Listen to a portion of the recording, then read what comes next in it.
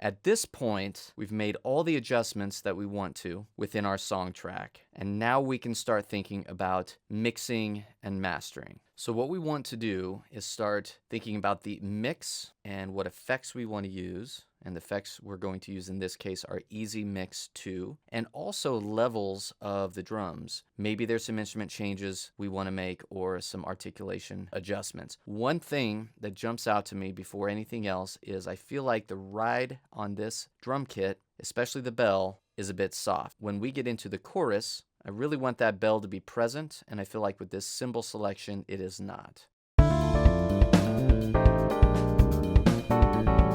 Now we could adjust this a number of ways. We could go into edit play style and adjust the velocity, but that will turn the velocity of everything up. I could also have this cymbal selected, select the bell shank, and as we're playing the groove, we can make sure that that is the articulation we want.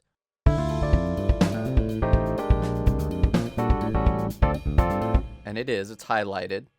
So I could select that and I could adjust the volume of that articulation only. So I could bump that up.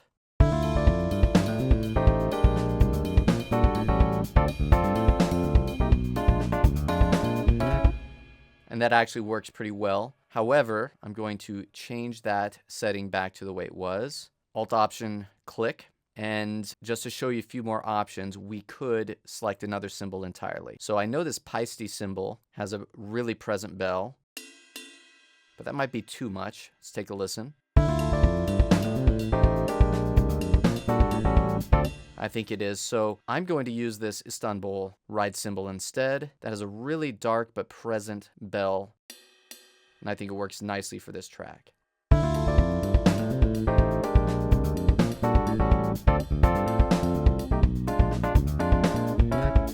Now the other thing I'm going to keep in mind is just the overall sound of the drums. I feel like we could use a little bit more room, and this is just the default settings from the AOT default preset. And let's solo the drums and take a listen. I'm going to go back to the beginning.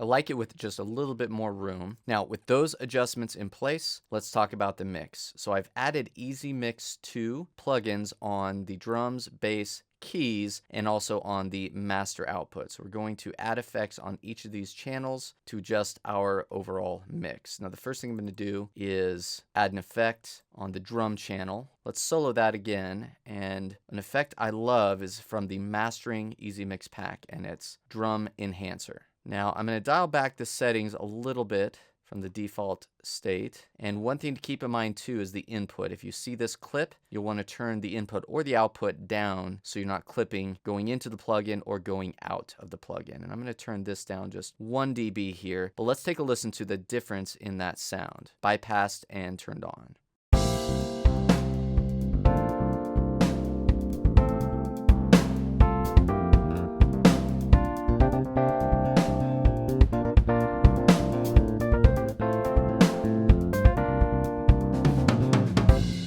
Already a much more present sound. Now we could leave it there, but I'm actually going to add another effect. So we're doing 2 EZmix 2 effects on the drum bus. I'm going to go back to a really old one here from the original EZmix product, and we'll use this drum bus. And I'll turn this one down quite a bit too, because it doesn't need to be that aggressive, especially when I'm stacking EZmix plugins. And let's take a listen to what that does along with the drum enhancer effect.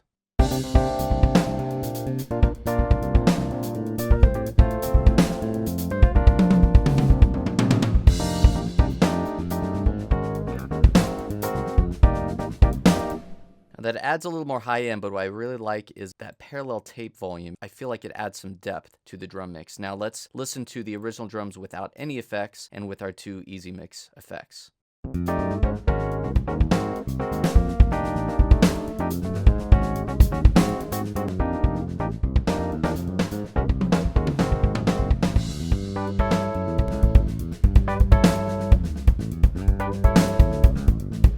quite a big difference there. Now, we can dial everything back. We could turn one off and only use one plugin. But let's wait until we get the plugins turned on for the other two instruments, because that will affect that sound of the bass and keys as well. And we may want to keep those changes for the drum bus. Now, for bass, we're gonna again go to a really old preset. We're gonna do bass 3. A little bit of tape drive. Now, as I make changes here, I'm going to start adjusting the mixer levels in my DAW as well. But let's take a listen to what that does with the bass. Keep in mind, we're using the Gospel, EBX, and the Studio Effects preset. So we already have effects happening that sound really nice. And now we're putting a bass preset with some tape drive on top of that.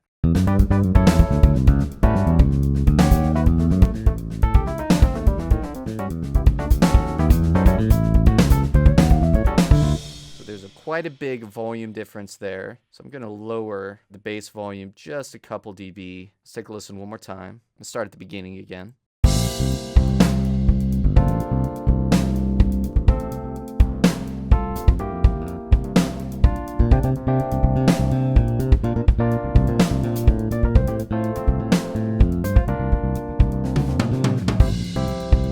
For the Easy Keys, we're going to use Organ 1 from the EZmix 1 preset. This adds a little bit of drive and chorus to the keyboard. If I go into Easy Keys, we have a byte parameter, which would add kind of that bite or that drive, but I'm not going to use it here. I'm going to use the EZmix 2 preset instead. A couple more adjustments, a little more drive, but I'm going to turn down both the input and the output because the keyboard is already pretty hot and we'll probably need to turn it down quite a bit more. Let's take a listen. Meanwhile, I'm going to turn the output down just a little bit as well.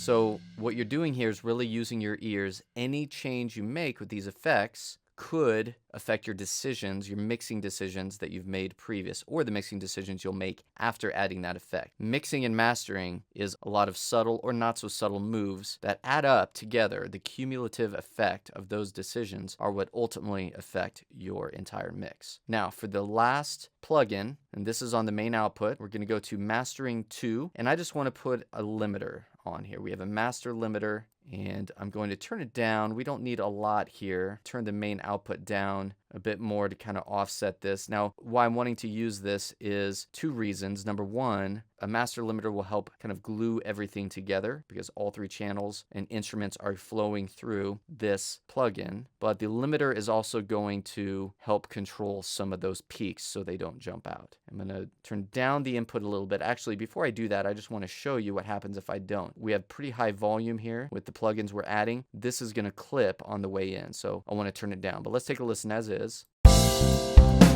Already there we're clipping, so that's why I'm going to turn this down just a little bit. I'm going to turn the output down as well so we don't clip going in and back out of the plugin.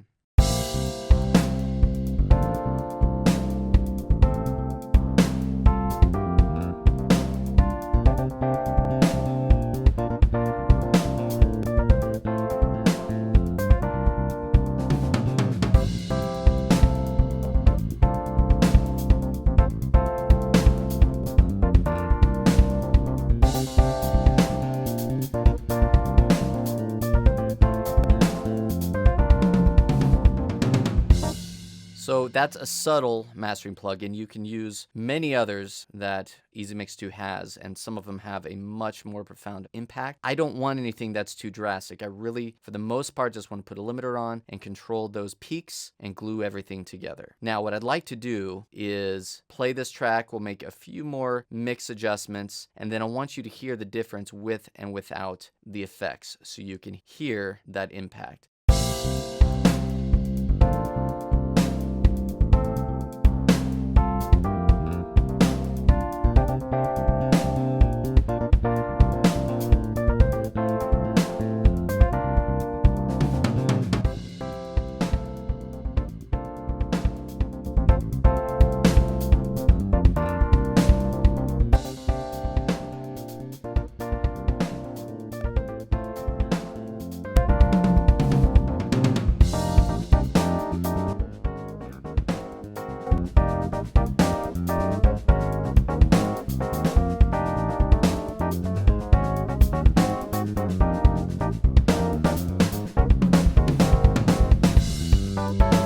I'm going to turn down the lift just a little bit in the drums. Now this is getting very subjective, just to tame some of that high end. And the level of the bass and the keys from one mixer to another would be different. Those musical choices and those mixing choices are what give them their own unique mixing characteristics. I hope this gave you some ideas of what you can do to put together an entire track with drums, bass, and keys using Superior Drummer 3, EZbass, and EZkeys. And then tying it all together with some MIDI edits using the Edit Play Style and Grid Editor, and some other functionality found within both Superior Drummer 3 and EZbass. And finally, adding effects using EZmix 2 on individual instrument channels and the master bus. This really gives you a lot of flexibility when creating your tracks.